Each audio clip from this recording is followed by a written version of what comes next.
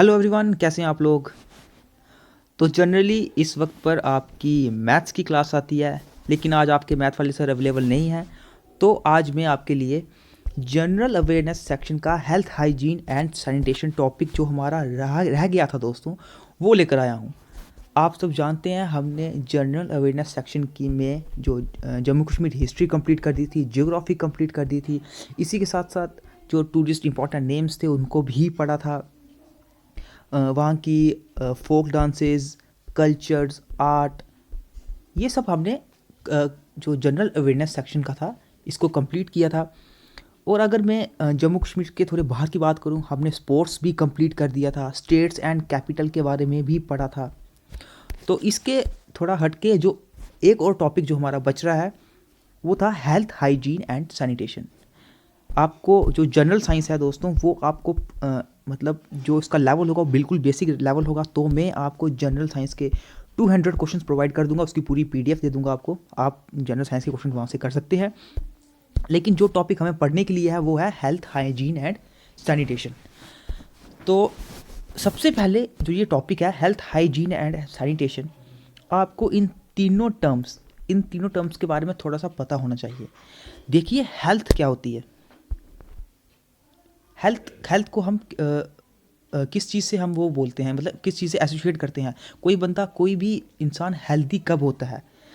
जब वो फिट हो, being fit both physically and mentally. Fit both physically and mentally, तभी वो हेल्दी कहलाता है। ठीक है, तो हेल्थ को इससे एसोसिएट कर सकते हैं, इससे आप रेफर कर सकते हैं। दूसरा जो है वो है हाइजीन। हाइजीन क्या होता है दोस्तों? Steps to maintain you and your surrounding healthy and clean. ना ही सिर्फ खुद को साफ और स्वच्छ रखना, बल्कि अपनी सराउंडिंग को भी साफ और स्वच्छ बनाए रखना, इसको बोलते हैं हाइजीन। हाइजीन आप ये नहीं बोल सकते कि खुद ही साफ हो लेकिन आप कचरा बाहर फेंको, रास्ते पे फेंको, ये हाइजीन नहीं होता। खुद को और अपनी सराउंडिंग को साफ रखना ही हाइजीन होता है। और तीसरा होता है सैनिटेशन। सैनिटेशन में दोस्तों जो हमारा वेस्ट प्रोडक्ट निकलता है किचन का, ह्यूमन एक्सक्रीट या इंडस्ट्रीज़ की तरफ से जितना भी, उनको एक अच्छे तरीके से डिस्पोज करना। इसी के साथ साथ जो सीवेज होता है उसकी ट्रीटमेंट, मैं आपको आगे बताऊंगा कि सीवेज क्या होता है, इसकी ट्रीटमेंट, ये दोनों आती है सैनिटेशन में। मुझे उम्मीद है आपको हेल्थ हाइजीन और सैनिटेशन के बारे में थोड़ा आइडिया हो गया होगा। ये तो आपको पूछा नहीं जाएगा कि ये सिर्फ आपको थोड़ा बेसिक बताने के लिए कि हमारा जो ये टॉपिक है ये किसके रिलेटेड है। अब हम इस टॉपिक में पढ़ेंगे क्या क्या। हमें जो दोस्तों इस टॉपिक में पढ़ना है वो है 3 चीज़ें। सबसे पहले वेस्ट। वेस्ट जो होता है ना उसके बारे में पढ़ना पड़ेगा। डिजीज़ के बारे में पढ़ना पड़ेगा। अगर पहले मैं आपको वेस्ट के बारे में बताऊं, जिसमें हमारे काफ़ी ज़्यादा वेस्ट आते हैं, सॉलिड वेस्ट, लिक्विड वेस्ट, जैसे बायोडिग्रेडेबल जो सॉलिड में आता था, लिक्विड वेस्ट में भी काफ़ी हाउस होल्ड वेस्ट आते हैं, इंडस्ट्रियल वेस्ट आते हैं। तो इनमें जो इंपॉर्टेंट चीज़ें हम वही पढ़ेंगे, इसको ज़्यादा डीप में जाने की इतना ज़रूरत नहीं है। और लास्ट में हम पढ़ेंगे सीवेज ट्रीटमेंट। ठीक है, तो सबसे पहले जो आज हम टॉपिक पढ़ेंगे वो होगा वेस्ट के बारे में। तो ये रहा वेस्ट। देखिए, वेस्ट होता क्या है? जो भी अनवांटेड और अनयूजेबल मटेरियल होगा, जो भी अनवांटेड और अनयूजेबल मटेरियल जिसका कोई भी यूज़ ना हो, उसको जनरली रेफ़र किया जाता है वेस्ट से।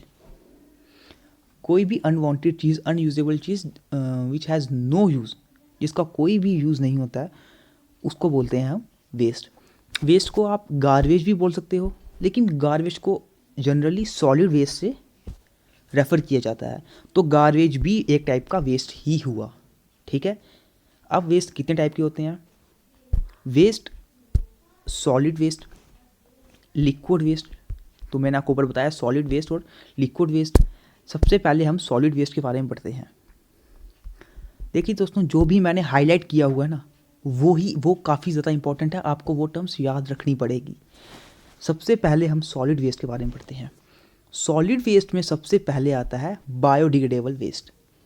बायोडिग्रेडेबल वेस्ट कौन सा वेस्ट होता है? ये जनरली वो वेस्ट होता है जो हमारे किचन से आता है। किचन कौन से किचन, मतलब कि किचन में कौन सा वेस्ट होता है ये? जैसे कि फूड फूड रिमेन्स यानी कि कुछ खाना रह गया हो, या फिर वो सब्जियों के जो बची कुची सब्जी नहीं रह जाती है काटने के बाद, जब सब्जियों के कुछ रिमेन्स रह जाते हैं उसको वो जो हमें फेंकने पड़ते हैं, उनको बोलते हैं हम बायोडिग्रेडेबल वेस्ट। या फिर गार्डन की तरफ से गार्डन वेस्ट भी बायोडिग्रेडेबल वेस्ट होता है। अब आपने एक टर्म सुनी होगी जिसे हम बोलते थे गीला कचरा और सूखा कचरा। तो ये वही चीज़ें हैं। बायोडिग्रेडेबल वेस्ट होता है गीला कचरा, क्योंकि ये गीला कचरा होता है इसलिए ही इसको मॉइस्ट वेस्ट बोला जाता है। मॉइस्ट का मतलब ही होता है गीला, ये होता है गीला कचरा। अब गीले कचरे की दोस्तों खासियत क्या होती है ये मैं आपको बताता हूँ।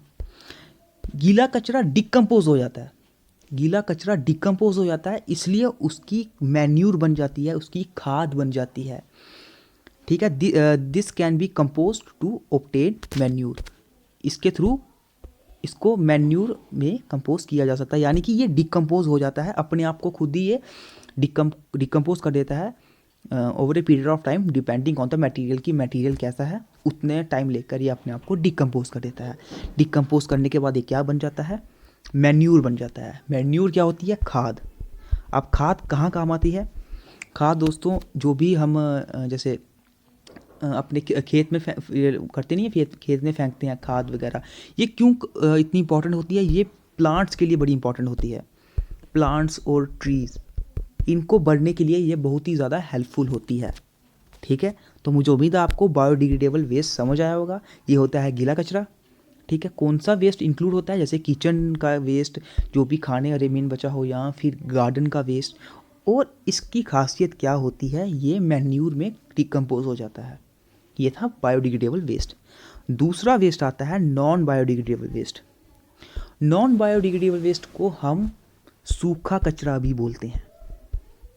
सूखा कचरा मतलब वो कचरा जैसे कि ओल्ड न्यूज़पेपर जैसे कि हम कागज़ फेंकते हैं, प्लास्टिक फेंकते हैं, कोई शीशे गिलास, किसी कोई खिलौना वगैरह जो प्लास्टिक से बना हो, इस टाइप में जो हम चीज़ें फेंकते हैं उसको हम बोलते हैं ड्राई वेस्ट, यानी कि नॉन बायोडिग्रेडेबल वेस्ट। ठीक है, ये होता है सूखा कचरा। अब होता क्या है, देखिए जो ड्राई वेस्ट होता है ना, ड्राई वेस्ट रिसाइकल भी हो जाता है, रीयूज़ भी हो जाता है। मतलब आप इसको रिसाइकल कर सकते हैं, फिर से इस्तेमाल भी कर सकते हैं, लेकिन ये डिकम्पोज नहीं होता। प्लास्टिक कभी डिकम्पोज होता ही नहीं है दोस्तों। प्लास्टिक ये ड्राई वेस्ट होता है, ये डिकम्पोज नहीं हो सकता, लेकिन हाँ ये रीयूज़ किया जा सकता है। ठीक है, मुझे उम्मीद है आपको बायोडिग्रेडेबल और नॉन बायोडिग्रेडेबल वेस्ट के बारे में पता चला होगा। आपको ये अच्छी तरह समझनी है, जो मैंने टर्म्स हाईलाइट्स करी हैं उनको भी याद रखना है क्योंकि पूछा जा सकता है। अब बात करते हैं कि जो बायोडिग्रेडेबल वेस्ट था उसकी, हमने सुना उसको तो डिकम्पोज किया जाता है, पर उसकी डिकम्पोजिशन होती कैसे है, अब हम ये पढ़ते हैं। देखिए डिकम्पोजिशन ऑफ बायोडिग्रेडेबल वेस्ट आखिर होता कैसे है। पहले तो ये दिमाग में डाल दो कि डिकम्पोजिशन सिर्फ और सिर्फ बायोडिग्रेडेबल वेस्ट की होगी, नॉन बायोडिग्रेडेबल की डिकम्पोजिशन नहीं होती है। ठीक है, सिर्फ बायोडिग्रेडेबल यानी कि जो मॉइस्ट वेस्ट होता है, जो गीला कचरा होता है, उसी की ही डिकम्पोजिशन होती है। इसकी डिकम्पोजिशन किन किन मेथड्स के थ्रू होती है? सबसे पहला मेथड है कंपोस्टिंग। कंपोस्टिंग में क्या किया जाता है, वेस्ट को डिकम्पोज कैसे किया जाता है? वेस्ट को ऑर्गेनिक मैटर में कन्वर्ट किया जाता है। किसमें? Organic matter. वेस्ट को ऑर्गेनिक मैटर में किसके थ्रू कन्वर्ट किया जाता है? देखिए एक कंपोजिट पिट, एक खड्डा टाइप बोल सकते हैं, वैसा बनाया जाता है बड़ा सा, उसमें जो भी गीला कचरा है वो डाल दिया जाता है। ठीक है, उस गीले कचरे में बैक्टीरिया इंट्रोड्यूस कर दिए जाते हैं, बैक्टीरिया डाल दिए जाते हैं। अब वो बैक्टीरिया अपना काम करते हैं और इस बायोडिग्रेडेबल वेस्ट को, इस गीले कचरे को ऑर्गेनिक मैटर में कन्वर्ट कर देते हैं। ठीक है, तो कंपोस्टिंग क्या हुआ? The conversion of biodegradable waste into organic matter by the action of bacteria. इसके बाद सेकंड मेथड आता है वर्मी कंपोस्टिंग। वर्मी कंपोस्टिंग क्या होता है दोस्तों? अब जो ऑर्गेनिक मैटर बन चुका है, हमारा काम क्या होता है? बायोडिग्रेडेबल वेस्ट को मैन्यूर में बदलना, खाद में बदलना। इस ऑर्गेनिक मैटर को कन्वर्ट करना किसमें? मैन्यूर में, फर्टाइल मैन्यूर में। तो ये मैन्यूर में कन्वर्ट किसके थ्रू होता है? मैन्यूर में कन्वर्ट करने के लिए इसको जो ऑर्गेनिक मैटर होता है इसमें रेड वॉर्म्स डाले जाते हैं with the help of red worms. Red worms की मदद से ऑर्गेनिक मैटर को फर्टाइल मैन्यूर में कन्वर्ट किया जाता है। और अब जो मैन्यूर एंड में हमारे पास हमें मिलता है उस मैन्यूर को वर्मी कंपोस्ट भी बोलते हैं। तो ये इंपॉर्टेंट टर्म है वर्मी कंपोस्ट, ठीक है, याद रखिएगा कि वर्मी कंपोस्टिंग के थ्रू जब वेस्ट को मैन्यूर में कन्वर्ट किया जाता है फर्टाइल मैन्यूर में, उस फर्टाइल मैन्यूर को क्या बोलते हैं? उसको वर्मी कंपोस्ट बोलते हैं, ठीक है। मुझे उम्मीद है आपको ये समझ आ गया होगा, दोनों बायोडिग्रेडेबल और नॉन बायोडिग्रेडेबल। नेक्स्ट है केमिकल वेस्ट। देखिए केमिकल वेस्ट क्या होता है, अब नाम है इसका केमिकल, तो केमिकल आप सीधे इंडस्ट्री से इसको जोड़ सकते हैं। जो भी वेस्ट, जो भी हार्मफुल केमिकल्स जो फैक्ट्रीज इंडस्ट्री से निकलते हैं उसको बोलते हैं हम केमिकल वेस्ट। अब ये हैजार्डियस भी हो सकते हैं, नहीं भी हो सकते हैं, ठीक है, हैजार्डियस हो भी सकते हैं, नहीं भी हो सकते हैं। में आप ये कह सकते हैं कि जो ये केमिकल वेस्ट निकलता है ये सॉलिड भी हो सकता है, लिक्विड भी हो सकता है, गैसेस भी हो सकता है, किसी भी फॉर्म में हो सकता है। हैजार्डियस गैस भी निकल सकती है, हैजार्डियस लिक्विड भी, हैजार्डियस सॉलिड भी, ठीक है। नेक्स्ट जो हम पढ़ेंगे वो है लिक्विड वेस्ट। देखिए लिक्विड वेस्ट थोड़ा आपको इसमें कुछ टर्म्स हैं वो आपको समझनी पड़ेंगी। लिक्विड वेस्ट में बहुत से वेस्ट आते हैं, household waste, industrial waste, commercial waste, लेकिन जो सबसे ज़्यादा इंपॉर्टेंट है वो है हाउस होल्ड वेस्ट। क्यों, अभी बताता हूँ। देखिए लिक्विड वेस्ट जो भी हमारे कुकिंग और क्लीनिंग से आता है ना, किचन के थ्रू जो भी हमारा हाउस से कुकिंग क्लीनिंग में जितना भी वेस्ट निकलता है लिक्विड वेस्ट, उसको हम बोलते हैं हाउस होल्ड लिक्विड वेस्ट, ठीक है। अब इसको दो टाइप में क्लासीफाई किया जाता है और ये दोनों टाइप बहुत ही इंपॉर्टेंट है, इनकी टर्म्स आपको याद रखनी है। तो पहली क्लासिफिकेशन इसकी है सलेज। सलेज क्या होता है दोस्तों? सबसे पहली इसकी लाइन ही बहुत इंपॉर्टेंट है। सलेज को ग्रे वाटर भी बोला जाता है, सलेज को ग्रे वाटर भी बोला जाता है। ग्रे वाटर में कौन कौन सा लिक्विड वेस्ट आता है? जो भी वेस्ट हमारे किचन के थ्रू, गार्डनिंग के थ्रू, बाथरूम या फिर जो भी बाथरूम जो हमारा डिस्पोजल सिस्टम होता है उसके थ्रू जितना भी लिक्विड वेस्ट आता है उसको बोलते हैं ग्रे वाटर। और इस ग्रे वाटर की जो हमने परफेक्ट टर्म होती है वो हम यूज़ करते हैं सलेज, ठीक है। एग्ज़ाम में पूछे जाते हैं, ये सलेज के बारे में पूछा जाता है, टर्म्स दे दी जाती हैं कि ग्रे वाटर को क्या बोला जाता है, सीवेज, सलेज या और भी दो ऑप्शन, तो आपको पता होना चाहिए इसको सलेज बोला जाता है।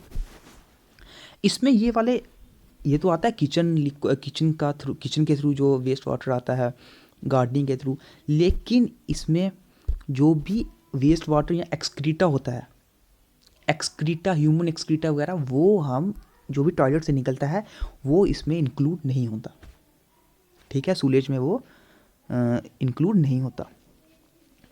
नेक्स्ट है सीवेज। सीवेज क्या होता है? जहाँ पर सुलेज था हमारा ग्रे वाटर, सीवेज में आता है ब्लैक वाटर, ठीक है।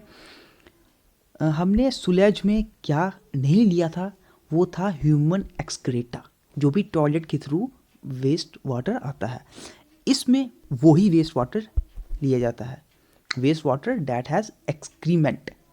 एक्सक्रीमेंट जो ह्यूमन एक्सक्रीटा वगैरह होते हैं उसी वेस्ट वाटर को बोला जाता है सीवेज वाटर, और इसकी टर्म क्या बोलते हैं?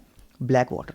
मुझे उम्मीद है आपको सुलाज और सीवेज में डिफरेंस पता चल गया होगा। सुलेज होता है ग्रे वाटर, वो वाटर जो हमारे किचन के थ्रू, गार्डनिंग या बाथरूम के डिस्पोजल थ्रू निकलता है, जबकि सीवेज में कौन सा आता है? ये होता है ब्लैक वाटर।